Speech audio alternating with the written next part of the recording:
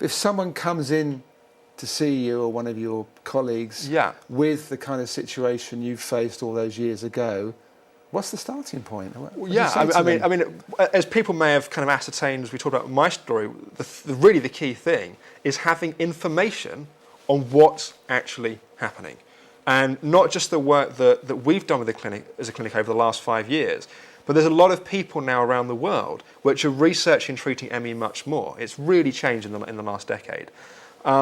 So people that have a diagnosis, well, I often say to people, you have a diagnosis, but it doesn't really tell you what's actually wrong with you. And we've spent a lot of time. We've now treated nearly 2,000 people with chronic fatigue and ME from 20 countries around the world. So there's a lot of experience. It's a real laboratory to kind of study what's happening. And we've been able to define, and there's different models of different people that work, various subgroups of different things that can be going on, which can be factors to lead somebody in to the illness.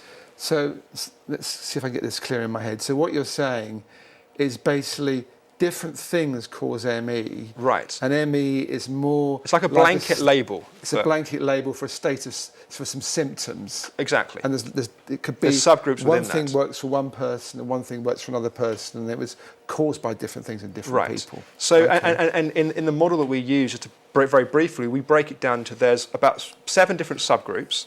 Then there's trigger events that what cause someone for those subgroups to then go over the edge. For me, I was doing my GCSEs at the time I first got ill. So normally there's some kind of big event that happens in someone's life. You also do have gradual onset, where there's no big event, just the subgroups over time. But then what you have, as also I talked a bit about, is what we call perpetuating factors. So that state of stress in reaction to all of those symptoms. So we talk about a maladaptive stress response where the system's caught in a state of stress. So the first thing that we really do is we plot where somebody is, what the subgroups are, what trigger event there may be, and what's happening is perpetuating it. And that really, in any treatment model anybody does, that needs to be a starting point. Right. So it seems to me from what you're saying is that anyone that's watched this anywhere in the world, it is a question really of, first of all, wanting to really get better. Right. Finding the information out. Yeah. And if possible, they find someone somewhere that's reasonably close to where they live who can actually help them. Someone like you guys who are experts in this field. Yeah, and as I mentioned, we work with patients all around the world by telephone as well. Okay. And and there are other clinics that also that do that with things like the internet. It's amazing what you can do through things like video conference calling and that kind of thing. The internet wasn't around when you were contracted with ME. I mean, if you go on the internet now and you search ME and chronic fatigue, there's a huge, almost too much information in some ways. It's a very, very different illness to what it was 10 years ago. Anyway, Alex, you've also written a book. Yep. It's been out for a time now. Yep. Called Why Me? Yeah. Which is a good title, actually. Why Me has a double meaning there. And I know it's sold out of its first edition. Will be reprinted as with a bit of an extra few chapters fairly soon, hopefully. Yeah. Which tells your story in a lot more detail. Yeah.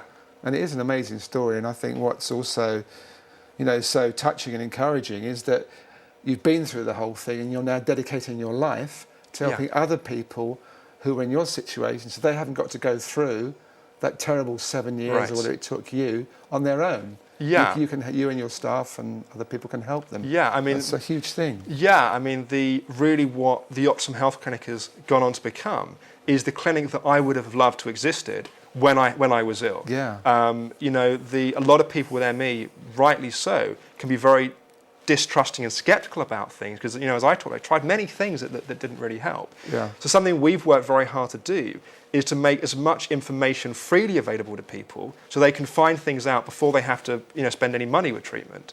We have an info pack with a free DVD, a report I mentioned about subgroups that explains how all of that works. Yeah. And if I can give a website, we'll put that under the screen. Yes, so people go to that site, they can order that for free.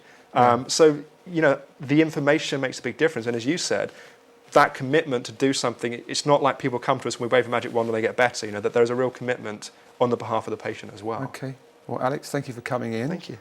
And thank you for watching ConsciousTV, and we'll see you again soon. And don't forget Alex's book, Why Me?